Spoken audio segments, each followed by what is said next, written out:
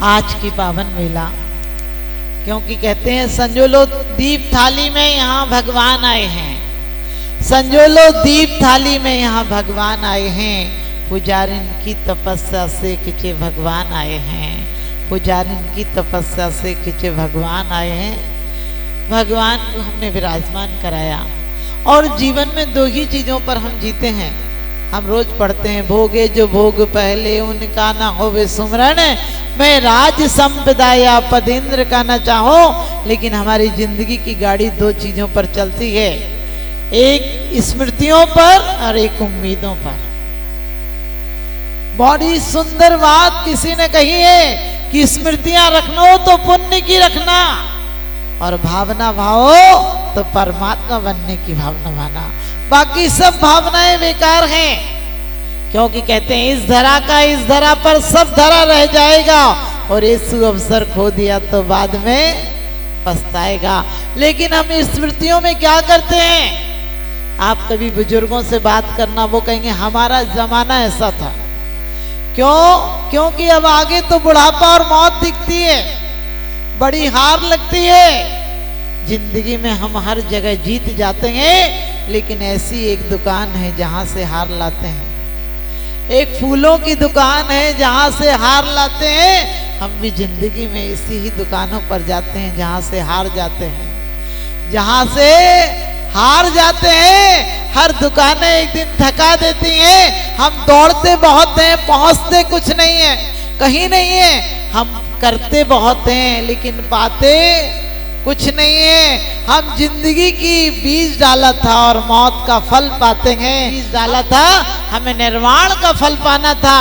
क्योंकि कहते हैं कि भौतिक पारसमणि तो केवल लोहे को स्वर्ण बनाती है, तुमको छू करके स्वामी आत्मा कुंदन बन जाती है, आत्मा कुंदन बन जाती है। लोग कहते हैं जिंदगी का क्या लक्ष्य है? हमने कही जिंदगी अपने आप में लक्ष्य है। जिंदगी का क्या लक्ष्य होगा? वस्तुओं का क्या लक्ष्य होता है? वस्तुओं का उपयोग कौन व्यक्ति कैसा करता है? सड़क कहाँ जाती है? सड़क ना जाती है ना आती है। सड़क पर कोई पूजा करने जाता है, उसी सड़क पर से गुजरकर कोई शराब खाने जाता है। एक बड़ी अच्छी बात चल रही थी, भैया ने बोला था कि हम कैसी पोशाकें बनाएं। हम कहते हैं लोग पीते हैं, पी पी के गिरते, हम तो पीते हैं गिरते नहीं हैं। हम तो पीते हैं भक्ति का प्याला, जो अंगूरों की मदिरा नहीं है।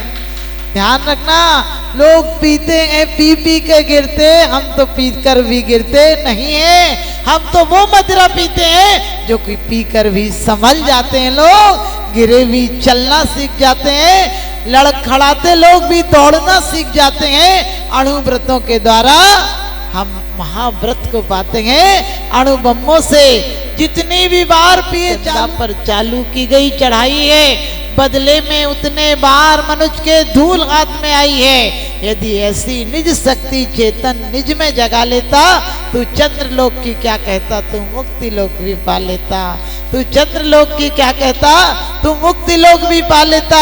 जो आज हवा में उड़ते हैं, जो बड़े गर्व से कहते हैं हम पहुंचे चांद सितारों तक, जो अभी शांति संदेश छोड़कर आए नभ के द्वारों तक, वे हमें बताएं कि सचमुच, वे हमें बताएं कि सचमुच कितने स्नेह से भूखे हैं। जो चांद सितारों तक पहुंचे, भाई के हृदय अछूते हैं, भाई के हृदय अछूते हैं। मैं तो यही कहूंगी कि उन स्मृतियों को संजो कर रखना। वो पुण्य स्मृतियां तुम्हारे दिमाग में रहेंगी तो तुम्हारे अंदर पाप को गुंजाइश नहीं रहेगी आने की। हम पढ़ते भी भक्तामर में, जिन जितने जैसे अणुओं से निर्मापित प्रभु तेरी दे, थे उतने वैसे अणु जग में शांति राग में निस्संदेह। क्या कहते हैं भगवान तुम्हारी, आपने देखा भगवान की दाढ़ी मूछ बाल आदि नहीं होते, नहीं बढ़ते नहीं है, क्योंकि ये बर्बरता की निशानी है। जिनके गुण बढ़ते हैं उनके नख और केस नहीं बढ़ते हैं। आपने कभी परमात्मा पर दाढ़ी और मूछ नहीं देखी होगी, क्योंकि इतने सुंदर किशोर अवस्था में रहते हैं, तभी तक इंसान निर्विकारी रहता है। जब तक वो किशोर रहे, जैसे ही दाढ़ी मुंह छाने लगती है, फिर तो एक दिन काली की सफेद हो ही जाएगी। अफसोस है कि वो तो काली और सफेद हो जाएगी, जवानी बुढ़ापे में तब्दील हो जाएगी, लेकिन हमारी कृष्ण लेसाएं कब शुक्ल लेसाओं में परिवर्तित होंगी। एक संत से किसी ने कहा कि हमें बस्ती का रास्ता बता दो। उसने कहा ठीक से जाना, बस्ती जाना है कि मरघट जाना है। उसने कहा अजीब आदमी, वो पूछता तो हूँ। फकीर से उस मनचले ने कहा तुमसे कह तो रहा हूँ कि मुझे बस्ती का रास्ता बताओ। उसने कहा चले जाओ 1 किलोमीटर उत्तर की तरफ, तुम्हें ठीक बस्ती मिल जाएगी। वो 1 किलोमीटर गया तो वहां तो शमशान था। आया और कहने लगा तुम्हारा दिमाग खराब है क्या? तुमने हमें शमशान भेज दिया, हमने तुमसे कहा था बस्ती भेज देना। मैंने कहा, उसने कहा कि मेरा दिमाग खराब नहीं, तेरा दिमाग खराब है, मैंने तो तुझे बस्ती भेजा था। उसने कहा बस्ती वहां तो मुर्दा घाट था, शमशान था। उसने कहा तू जिसे बस्ती कहता है वो तो मुर्दों की लंबी लाइन है, ना जाने किस दिन किसका नंबर आ जाता है। सच पूछो शमशान में जाकर कोई लौट कर नहीं आता है, वहां जाता है उसके बाद कोई बीमारी नहीं होती, उसके बाद कोई घटनाएं नहीं होती, उसके बाद कोई चिंताएं नहीं होती, उसके बाद दूसरा दिन नहीं होता। इसलिए मैंने तुझे वहां भेजा था। तू देख कर आ कि बड़ी बड़ी हस्तियां जहां समाप्त हो जाती हैं उसे शमशान कहते हैं। जहां सारी शानें समाप्त हो जाती हैं उस जगह को देख और उस जगह जाकर अपनी सही बस्ती को पता लगा। तुझे बसना कहाँ है? यहाँ तो कभी किसी का नंबर आ जाता है। जब भी कोई मर जाता है आप विचार करना आप किस चीज को अच्छा मानते हैं। कभी कोई मर जाता है, बोले बेचारा कुछ देख ही नहीं गया, बिल्कुल जवानी में मर गया। हमने कि क्या देखना था? आयाती नाम का एक सम्राट हुआ है, कहते हैं वो 1000 साल का हो गया था और मौत लेने आई तो घबराने लगा, कहने लगा अभी तो बहुत काम है, बता के आना चाहिए। वैसे मौत बता कर नहीं आती, मौत आंधी की तरह आती है। हमारी तबीयत चोरों की तरह बिगड़ जाती है। हमें तो आदत है घर बदलने की। मौत तो नाहक में बदनाम हुई जाती है, मौत तो नाहक में बदनाम हुई जाती है। मौत त्यागियों के घर आती है तो निर्माण बना देती है, मौत रागियों के घर आती है तो शमशान बना देती है। हमारा पुरुषार्थ ऐसा हो कि हम शमशान नहीं जाए, हम निर्वाण जाएंगे। पावन पुरुषार्थ प्रकट होवे, मैं निजानंद में लीन रहूं। तुम आवागमन विमुक्त हुए, मैं पास आपके जाति सो। ऐसी भावना बनाना, क्या लोगों से रिश्तेदारी निभाना। तो आप ध्यान रखना, हम पुण्य स्मृतियों को संजोएंगे, हम बेकार की बातों को नहीं संजोएंगे। तो ध्यान रखना हम लोग भी निर्वाण कैसे बनेगा, कहीं ऊपर से नहीं आएगा। कोई काल की चिंता मत करो। अरे हमारे एक जैन धर्म ऐसा है, हर धर्म तो सिर्फ भक्त को भक्त रहने देता है। एक जैन शासन ऐसा है जो भक्त को भी भगवान बना देता है, भक्त को भी परमात्मा बना देता है। एक हमारे यहाँ ऐसी पद्धति है जो कि भगवान की भक्ति करने वाला भगवान से ये नहीं कहता है कि मकान दुकान बच्चे उच्चे दे देना, वो मानता है कि अनंत चतुष्टय की लक्ष्मी दे देना, अंतरंग से भी संपत्तिशाली हो जाऊं और बाहर समोसरण की लक्ष्मी मिल जाती है। क्योंकि मांग कर तो देखो, मांगने की कला भी तो आना चाहिए। हम भिखारी हैं, सम्राट खुश हो गया है और हम 5 किलो गेहूं मांग रहे हैं। अभी बात चल रही थी चमत्कार की, लोग कहते हैं चमत्कार को नमस्कार है। मैंने कहा नमस्कार ऐसा करो कि चमत्कार हो जाए, और हमें यहाँ के चमत्कार नहीं चाहिए, हमें तो चेतना को चित चमत्कार हो जाए, चेतना शुद्ध चेतना में परिवर्तित हो जाए। इससे बड़ा और क्या चमत्कार चाहिए। यहाँ बेकार के लोग प्रश्न करने चले आते हैं, बोले आजकल लोग कलयुग में माता जी ऐसे त्यागी होते हैं, ऐसे त्यागी। हमने कहा किसी के ऐप को तू वे नकाब मत कर, किसी के ऐप को तू वे नकाब मत कर, ऊपर वाला हिसाब करेगा, तो हिसाब मत कर। भले ही मैं बुरा सही, तू अपनी नजरें तो खराब मत कर, क्योंकि ये नजरें झुकती हैं, नजरें झुकती हैं तो हया बन जाती हैं, उठती हैं तो बेहया बन जाती हैं। ये बड़ा दुख देती हैं। आ जाएं तो दुख देती हैं, चली जाएं तो दुख देती हैं, भिड़ जाएं तो दुख देती हैं, लड़ जाएं तो दुख देती हैं, और किसी पे टकरा जाएं तो दुख देती हैं। लेकिन ये नजरें एक ही है कि परमात्मा पर लग जाएं तो मोक्ष तक देती हैं। निरखो अंग अंग जिनवर के जासे, क्या झलके शांति अपार। तुम निरखत मुझको मिली मेरी संपत्ति आज, कहाँ चक्रवर्ती संपदा, कहाँ स्वर्ग साम्राज्य। तुमको निरख कर मुझे अपने आत्मा का वेद ज्ञान हुआ है। आज आप लोग अभी अर्घ चढ़ा रहे थे, मुझे बड़ी अच्छी बात याद आई कि हमारे जैनियों के यहाँ कोई तिथि निश्चित नहीं होती है, हमारी तो हर तिथि शुभ हो जाती है। जिस दिन शुभ कार्य कर लिया जाए उसी दिन हमारी दिवाली हो जाती है। वैसे तो लोग पागल हो जाते हैं, आप समझ गए, वैसे लोग पागल हैं, दिवाली और होली के दिन पागल हो जाते हैं। अपने पैसों से दिवाली के दिन अपने पैसों से अपने हाथों से आग लगाते हैं, और होली के दिन पागल हो जाते हैं, अपने पैसों से अपना और अपने रिश्तेदारों का मुंह काला करते हैं। लेकिन हमें तो वो दिवाली मनाना है जो दिलों की आस तक की कालिमा को हटा दे, वो दिवाली बनाना है। क्योंकि कहते हैं सत्य और अहिंसा के मार्ग पर चलाती रहे जिंदगी, और आपको भी सदराहे दिलाती रहे जिंदगी। साल में एक आध दिन दीप जलाए तो कैसे जलाए, अरे ऐसे जलाओ दीपक कि अमावस को भी तुम्हें महावीर बनाती रहे जिंदगी। अमावस आए तो क्या बड़ी बात है, तुम्हें भी महावीर बनाती रहे जिंदगी। और रही बात, मैंने कहा था हर दिन हमारे यहाँ त्योहार होता है, सुबह होती है, शाम होती है, यूं ही जिंदगी तमाम होती है, यूं ही जिंदगी तमाम होती है।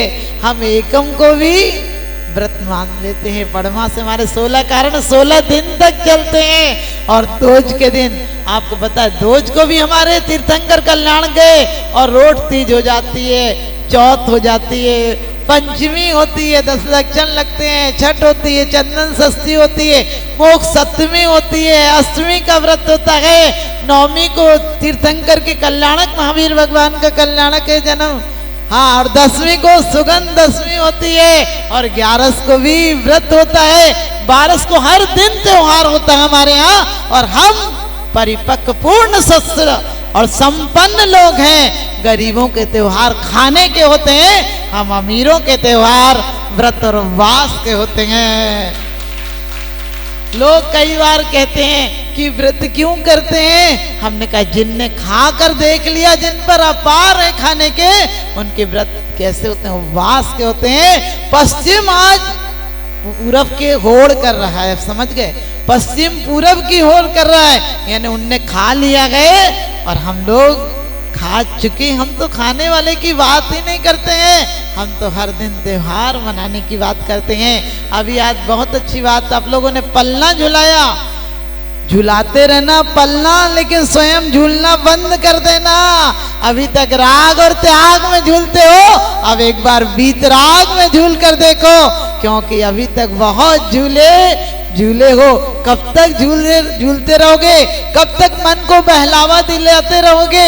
और मैं यही कहूंगी कि उन तीर्थंकरों ने भी उन माताओं की स्तुति की है जो कि वीतराग प्रभु को जन्म देने में कारण बनती हैं। एक सची मात्र प्रसूता तुरंत की जन्मे बच्चे को देखकर ये भावना संभावनाएं आप समझ गए, भविष्य की कल्पना करके। अभी बच्चा तीर्थंकर हुआ नहीं है, 13वें गुणस्थान में होगा, लेकिन पता है यही देह क्या परमात्मा हो जाएगी, इस देह से विदेह हो जाएगा। क्या भक्ति करती होगी, सोचो कि एक इंद्र से भी पहले 40 नील इंद्राणियां मुक्ति चली जाती हैं।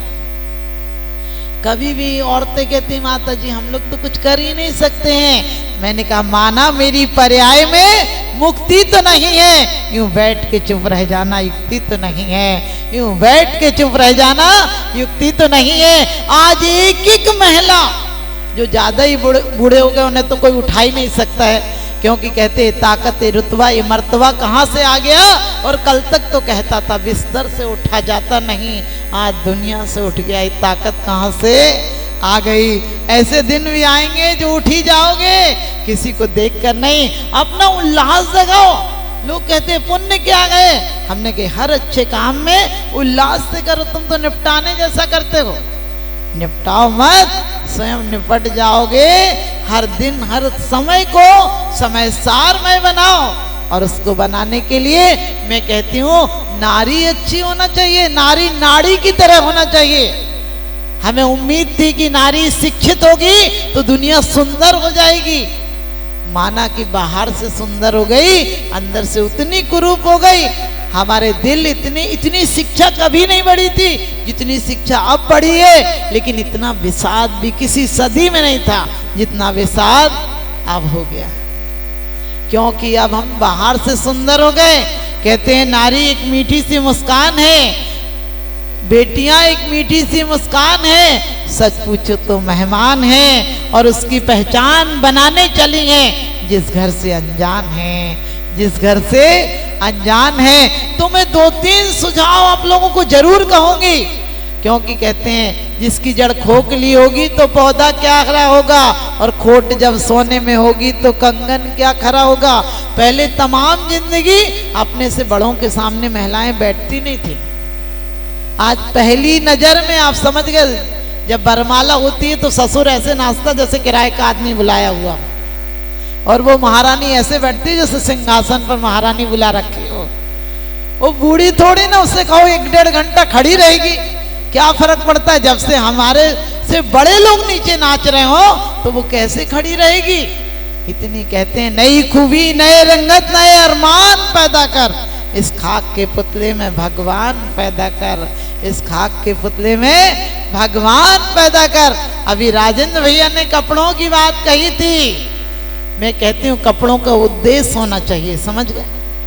हमारे यहाँ चीर हरण की बात आती थी, हरि द्रौपदी धात्य की खंडमाई, आपको पता है देवताओं ने सहायता की थी। अब यदि कोई चीर हरण की बात है, चीर होगा तब ना हरा जाएगा। आप समझ गए मेरे कहने की बात। आज हमें हमारी जिंदगी में एक बात याद रखनी है कि छोटे छोटे बच्चों को, ये बच्चे हैं पहन लेंगे, बच्चे हैं पहन लेंगे, नहीं, कम से कम हमारी सभ्य समाज में, जैन समाज में, मंदिरों में तो ऐसे कपड़े बिल्कुल बैन होना चाहिए। अपने अपने बच्चों को सिखाओ कि बादब आना यार शख्स को दरकार है, बादब आना यार शख्स को दरकार है, और ये मेहरवा शहंशाहों शाह का दरबार है, ये 3 लोक के नाथ का दरबार है। पहले गोरी और छोरी में फर्क होता था, समझ गए। गोरी के सिर पर पल्ला होता था, छोरी का पल्ला भले ही हट जाए, क्योंकि डंडी अकेली हो तो मारने पीटने के काम आती है, और डंडी में झंडी लगी हो तो ध्वज बन जाती है, पहचान बन जाती है, शान बन जाती है, आन बन जाती है। तो कहते हैं नारी तुम विश्वास हो, आस्था हो, टूटी हुई उम्मीदों का मात्र एक आस हो, टूटी हुई उम्मीदों का मात्र एक आस हो। इनको छोटा तुम मत समझो, इनको छोटा तुम मत समझो, इनकी सांसों में वो बल है। और हम पूर्व की नारियों को देखें तो कहते हैं इनका इतिहास बताता है, चारित्र इनका बड़ा उज्जवल है, चारित्र इनका बड़ा उज्जवल है। तो मैं आप लोगों से यही कहूंगी कि अपने छोटे छोटे बच्चों को गोद में सुलाओ, तो कम से कम ये कब तक हम कहते रहेंगे कि हमारे तीर्थंकर ऐसे हुए थे, तीर्थंकर ऐसे हुए थे, हमारे गुरु ऐसे हुए थे। मैं कहती हूँ दोबारा से ऐसे ही महापुरुष पैदा करना है तो हमारी नारियों को शिक्षित और प्रेममय वातावरण बनाना होगा। क्योंकि कहते जब भी मेरी नाव कभी सैलाब में आती है, मेरी माँ दुआ करते हुए मेरे ख्वाब में आती है। कभी परदेश जाना, पत्नी कहेगी मेरे लिए साड़ी ले आना, गिफ्ट ले आना, जेवर ले आना, दोस्त कहेंगे मेरे लिए कुछ ले आना, बच्चे कहेंगे मेरे लिए गिफ्ट ले आना, लेकिन माँ कहेगी बेटा अपना ख्याल रखना और समय से लौट कर आना। लेकिन हमारी जिनवाणी माँ तो उससे भी बड़ा ख्याल रखती है हमारा। जिन वाणी जिन देव से रो रो करे पुकार, और मुझे छोड़ तुम शिव गए कर कुपात्र आधार। इसको खुश मत समझना कि तुमने बहुत बड़े पात्र हो, हाथ जोड़ लिए, गिरगिट जैसी गर्दन हिला ली और तुमने सोच लिया कि हम बहुत बड़े ज्ञानी हो गए। कम से कम 10 मिनट 15 मिनट इतना स्वाध्याय जरूर करो, क्योंकि हमारी परंपराओं को बचाने वाला है। तो ये जिनवाणी है, सुत है, हमें यदि मोक्ष तक ले जाने वाला है। इन मंदिरों को, परंपराओं को 18,000 वर्ष तक चलाना है। फेरों में आपको पता, 6 फेरों में लड़की आगे होती है, 7वें में वर को आगे कर देती है। वो कहती है यदि मैं पाप कर्म करूंगी तो 6वें नरक तक जाऊंगी, लेकिन मैं ही क्यों अकेले जाऊं, तू भी आगे हो जा, तू 7वें तक जाना, मुझे लेकर आया। और वैसे यूं श्रावक व्रत पाल स्वर्ग सोलम उपजावे। यदि श्रावक के व्रतों को पालन करते हैं, हमारे कितना बड़ा लॉजिक था, आप समझ गए। धर्म पहले है, पत्नी बाद में है। धार्मिक अनुष्ठान पूर्वक पत्नी स्वीकार की जाती है, ताकि ये परंपरा घर आपका ग्रस्त आश्रम हो जाए। एक पत्नी के साथ रहते रहते तुम्हें वो पवित्र भावनाएं परिवर्तित हो जाएंगी कि राग तुम्हारा वैराग में परिवर्तित हो जाएगा, और जो संतान होगी वो हमारे सनातन धर्म को, हमारे धर्म को शाश्वत बना देगी। ऐसी परंपरा होना चाहिए। तो मैं आप लोगों से यही कहूंगी कि आजकल कपड़ों का पता ही नहीं चलता है, एक तौलिया सी डाल लेते हैं, यदि दुपट्टा के नाम पर ऐसे डाल लेते हैं। जब कोई मर जाता था तो लोग तौलिया ऐसे डाल के जाते थे, समझ गए, एक तरफा तौलिया डाल ले जाते थे, शोक का प्रतीक था। आज लोगों ने पता नहीं चलता वो पजामा है कि चूड़ीदार है, ऐसे कपड़े पहनते हैं, पता नहीं पजामा है कि चूड़ीदार। दुपट्टा भी ऐसे डालते हैं जैसे फांसी का इरादा हो। अरे हम कम से कम अपनी विनोबा भावे विदेश गए थे तो उन्होंने किसी ने कहा था तुम्हारे यहाँ की औरतों की क्या जिंदगी, एक 6 मीटर साड़ी में लिपट कर रह जाती है, एक घर में कैद में जिंदगी बिता देती हैं, और कहते हैं बच्चे पालती हैं, रोटी बनाती हैं, इसके बाद और उन्हें कोई काम नहीं है। विनोबा भावे ने इतनी अच्छी बात कही थी कि तुमने कहा कि हमारे यहाँ की औरतें पुरुष के कदम से कदम मिलाकर चलती हैं, पुरुषों जैसे कपड़े पहनती हैं, नौकरी करती हैं। तो जिनके यहाँ घर में खाने की कमी हो तो पुरुष को के साथ औरत को जाना पड़े कमाने के लिए, जिनके पास अपने कपड़े नहीं हो उन्हें किसी की कार्बन कॉपी बनना पड़े, कपड़े मांग कर पहनना पड़े। और तुमने कहा कि हमारे यहाँ की महिलाएं पुरुषों के गले में हाथ डालकर चलती हैं, तो पुरुष बिगड़ा हो, समझ गए, बिगड़ा बैल हो तो नकील की जरूरत पड़ती है। हमारे यहाँ का पुरुष भी चारित्रवान होता है, हमारी यहाँ की औरतें इतनी माधुर्यवान होती हैं कि उनका पति शाम को लौटकर घर ही आता है और कहीं नहीं जाता है। हमारे यहाँ की माताओं की क्या बात कहोगे, वो सर फिरे लोग हैं जो अपने देश को जहाँ कहते हैं, हम तो भारत वाले अपने देश को भी माँ कहते हैं, हम भारत वाले अपने देश को भी माँ कहते हैं। ध्यान रखना, उन्होंने कहा था कि तुमने कहा साड़ी में लिपट कर रहती है, हमारे यहाँ की देवियाँ जब श्रृंगार करके पर्दे में चलती हैं तो लोगों के आकर्षण का केंद्र होती हैं। हमारे यहाँ स्त्री का मुंह भी देखना हो तो कुछ देना पड़ता है, नेंग देना पड़ता है, तब मिलता है मुंह देखने के लिए। हमारे यहाँ की औरतें बाजारू नहीं होती हैं, हमारी आबरू वाली होती हैं। हमारे यहाँ की औरतें सिर्फ रोटी नहीं बनाती हैं, हमारे यहाँ परमात्मा रोटी के साथ परमात्मा बना देती हैं, पति और पुत्र को पवित्र बना देती हैं। इसलिए हमारे यहाँ की औरतों की क्या होड़ करते हो, हमारे यहाँ की औरतें तो इतनी दयालु और परोपकारी होती हैं कि चुटकी भर सिंदूर में भी पति की मंगल कामना करती हैं। किसी संत के पास जाकर ये नहीं कहती हैं कि मुझे आशीर्वाद देना, ये कहती हैं इन्हें आशीर्वाद देना, इन्हें ये मंगल में रहे तो मेरा जीवन सही रहेगा।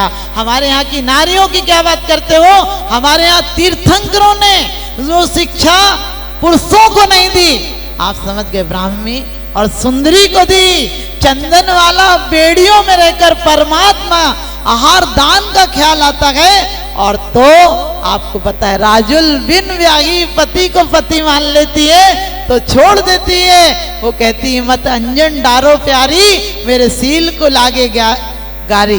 मैंने मैं छोड़कर चली जाऊंगी। हमारे यहाँ की नारियां पति के साथ जीना भी जानती हैं, पति के बाद भी जीना जानती हैं। लेकिन हमें आप लोगों को यही कहूंगी कि आप लोगों ने आज स्थापना दिवस मनाया है, लेकिन स्थापना दिवस के साथ साथ इन स्मृतियों को, परमात्मा बनने की स्मृति आस्था को अपने अंदर स्थापित करके जाना, तो तुम्हारा स्थापना दिवस सार्थक हो जाएगा।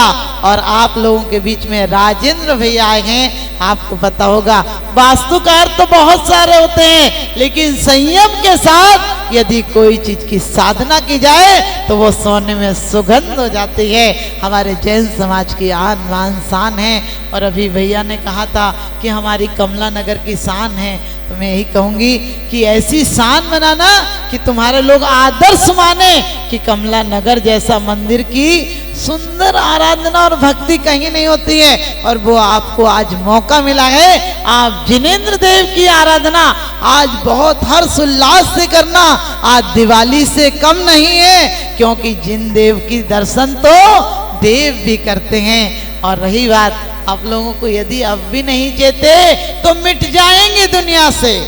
हमारी दास्ता भी ना होगी दास्तानों में, हमारी दास्ता भी ना होगी दास्तानों में।